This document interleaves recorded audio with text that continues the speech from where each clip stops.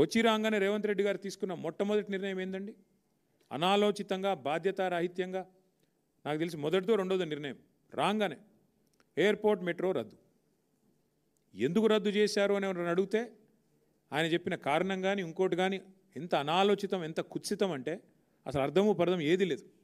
అప్పటికే టెండర్ అయిపోయింది, land acquisition కూడా చాలా పరిమితంగా ఉంది. ఎందుకంటే ఎప్పుడో కాంగ్రెస్ ప్రభుత్వం, మళ్ళీ చెప్తున్నాను నేను, కాంగ్రెస్ ప్రభుత్వమే ఆనాడు కట్టిన ఓఆర్ఆర్లో రాజశేఖర రెడ్డి గారి నాయకత్వంలో చుట్టూతా మెట్రో కారిడార్ పెట్టినారనలా. దాన్ని వాడుకొని జల్దీ కడదాం అనుకుంటే రాగానే ఫస్ట్ క్యాన్సల్.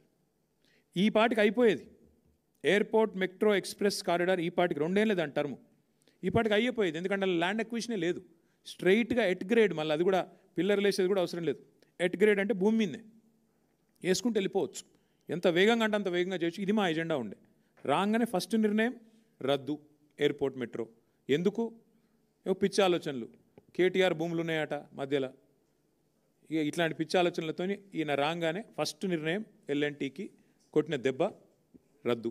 వాళ్ళు పోయి అడిగినారు, సార్ ఇది టెండర్ అయిపోయింది, మాకు అవార్డు అయింది, దయచేసి సహకరించండి అంటే నథింగ్ డూయింగ్, గెట్ అవుట్ అని చెప్పి ఎలగొట్టిండు. ఆడికెళ్ళి పంచాయతీ మొదలైంది ఎల్ఎన్టీకి రేవంత్ రెడ్డికి.